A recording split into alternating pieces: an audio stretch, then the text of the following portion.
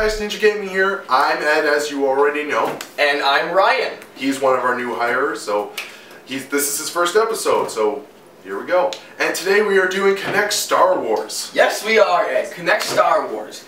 Surprisingly enough, you think a Star Wars game is all going to be the same. It's a really different game. It doesn't have a distinct story. Yeah, even like storyline. It's a bunch of different game modes. Yes. Put into one game, and that's what makes it so different. Is that if you get bored with one, you can go on to the other, or the other, or the other, or the other, or the other. Exactly. There's 5. And so we're gonna go right into it with our first mode. So Ryan, take it away. Alright guys, the first game mode we have for you is called Jedi Destiny Dark Side Rising. Now, if there is any distinct main story for any of these modes, it would have to be this one. At the very beginning, you start off as a Jedi Padawan, and you're with a bunch of your other Padawans, and you're just learning basic, tutorial-like Jedi moves with your lightsaber. You learn how to deflect blaster bolts, back at your enemies, and just away from yourself. And also, you learn how to use the Force to push enemies and to lift various objects and enemies sometimes too throughout the game. As you're playing through the tutorial, you learn how to jump, you can learn how to dodge your enemy attacks from going side to side, and you also learn how to dash from enemy to enemy and fight them. Going throughout the tutorial at the very end, you learn that you're under attack on Kashyyyk by the Trandoshans, which is the Battle of Kashyyyk, and you go off and you start fighting this big war, and throughout the campaign, while you're fighting all the Trandoshans, you eventually learn to man a turret on a spaceship, and you also are able to drive various speeders throughout the game in various terrains, which leads us to the second game mode in the game, which is pod racing. Now, pod racing, you think, okay, you know, racing Star Wars. It's actually not that simple. What you have to do is, when you first start the mode, you can either go to your little Destiny campaign mode for this, which, if you choose that option, you start off as a very low, like, slave almost, pod racer. You get forced into pod racing, and you start off at the very bottom rung. Horrible speeder. Then you go throughout the game, you race, you get better, you win some, you lose some, and you work your way up the ladder to become the best pod racer that there is. And then there's also just a quick play. You can pick any available pod racer you want to with their pod, and you also are able to pick which world you want to race on and which difficulty you want, and then you just go into the race and you start off just going through. It's all simple. The controls are a little bit hard to get used to when you first start off playing it, but you go through about 2-3 races and they just come naturally to you. That's about all there is about the first 2 modes, and I will give it to Ed for the rest of the modes. So, thanks. Thanks, Ryan. Now, the third mode in this series of different games is called Galactic Dance-Off. Now, this is where they take pretty much the dancing concept that we all know and love and pretty much put a Star Wars theme to it. So instead of having just random characters dancing, you have Han Solo and, you know, Princess Leia and all these different Star Wars characters dancing. And not only are there different Star Wars characters and the different settings that are in the Star Wars universe, there's also songs that are themed in Star Wars, such as they did I'm Han Solo, flippin' Hologram Girl, and a whole bunch of different ones that were just all Star Wars themes, which is really cool and kind of a little bit interesting, but nothing we haven't seen before besides it's Star Wars, basically. And also, the next one, the fourth one in this little mode of games, is called Rancor Rampage. Now, this is a really fun one to begin with, but it gets a little bit dull when you continue to play it. Pretty much is the story of it, if there is any story whatsoever, is you're a Rancor that just escapes and starts terrorizing the city and killing people and blowing up buildings. And this is actually really cool with the whole Kinect system and everything. You know, you move your hands around a lot and you charge at things and you eat people and a whole bunch of that random stuff. And it's really fun, but it gets dull later on in the game. Now, the last mode in this game is where you actually take different fights that you have in the story mode, and you actually can just get right into the fight. It's called Duels of Fates, which pretty much what happens is you can choose your enemy, choose your character, and then go into the fight and just fight those guys. It's just, that's purely what it is. It's just those main duels in the whole entire game. So, yeah, that's pretty much all the modes in the game. Now let's go to the pros and cons of Kinect Star Wars. Thank you for that, Ed. Now on to the pros and cons. Yes. Now let's start off with the cons. Now for the one thing that we found a lot of course, in every Kinect game is sensitivity. Ain't that the truth? Yes, that is one thing. What was the one thing that you were saying with the pod race that you had?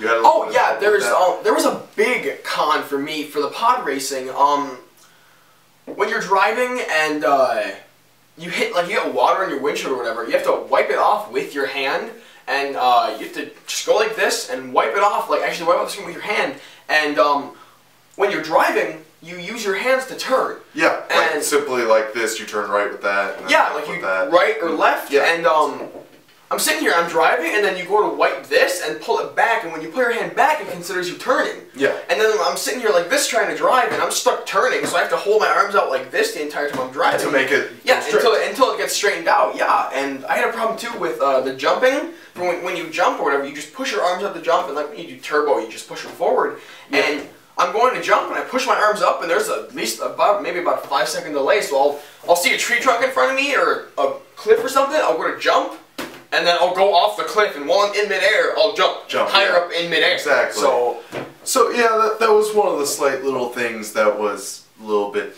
Yeah, I mean, it didn't make it unenjoyable, but it made it a little bit annoying. Annoying. And, well, another thing about this in another mode was the Rancor Rampage. That game gets very, very tired. Like, you don't want to play it after, maybe 3 tries. Yeah, the first round or 2 was fun, but then you get to, round 3, 4, 5, it gets dull. You're I'm just thrashing my arms around. It goes from having fun to looking like an imbecile. Yeah, it's just you're just okay, we're done. Exactly. Just go away. You're like... Another mode, I had a few cons, and it was just the main mode, I guess. It was the Destiny. Destiny, yeah. Yeah, the Jedi Destiny one. It was... And most of it was alright, but there was a few cons. While you're fighting, there was a problem. There was a big problem with the fluidity. A lot of the lightsaber strikes, you'd swing once, or you'd swing twice, and your dude would swing once, and then you'd dash to the side and do a dodge, or you'd try to swing a couple times, or use a force push, and he'd jump and do a backflip over him, and then you'd be sitting there and you'd get hit a couple times and you'd die. Yeah. I don't know. I mean, it wasn't that. Like I said, I mean, it wasn't that good, but it made it a little bit difficult in the big fighting sequences when there was more than just 3 or 4 enemies. Yeah, exactly. And also talk about the Destiny, the one major con that I say in this game is that there's that lack of story. Exactly, yeah. Because when it comes to a Star Wars game, you expect a massive amount of story. Yeah, you expect a really strong story with a large Star Wars universe background, and it kind of lacked in that a little bit. It lacked a little bit. It's not that there wasn't one, it's just it was lacking. It wasn't as strong as it could have been. Yeah, exactly. No, I understand. So yeah, that's the one thing that I would say about the cons. Now, there is a lot of pros to this game, though. That the one thing that we thought was majorly cool was that how it is, how it would be in real life if these things were invented, that how these controls, how you would handle the actual thing, such as the vehicle. You do handle a pod racer like that. And the lightsabers, yes, I do, especially a pro with the Jedi Destiny when you're lightsaber fighting. You can do the just original one-handed lightsaber, swing a couple times, and then when you swing, I mean, it swings with you, and it goes perfect. And also, if you feel like doing a little bit more damage but going a little slower, another lightsaber form you can use, you hold your hands together just like this, and your character in-game grabs a lightsaber with both hands. Yes. And you swing, and you take your time when you swing, and in-game, your swings are slower and they're stronger, and sometimes can knock them back, or sometimes even knock them over while you're attacking them. Exactly. I like that a lot. And that was the one thing that was sweet. It's just the realistic point of it. The realism of the actual lightsaber fighting. Yeah, and the pod racing and everything else like that. And also the cool thing is that if you do get bored with the Destiny game, you could go and you could play, you know, Rancor Rampage. Exactly. There's more game. to do in one game with this game than there is to do in a lot of games. Like you said, if you get bored with Destiny or the Rancor Rampage, you can go pod race for like an hour, or do a couple races, do galactic dancing, or just fake the battles and everything. Or just duel with somebody. Yeah, it's just a really, really, you know, cool way of so many different modes and all that. Exactly, yeah. I do like that it gives you more than just the one option to play. In case you get bored, you can go on to another option. Exactly. I do like that, yeah. Exactly. Now, what would you rate this game?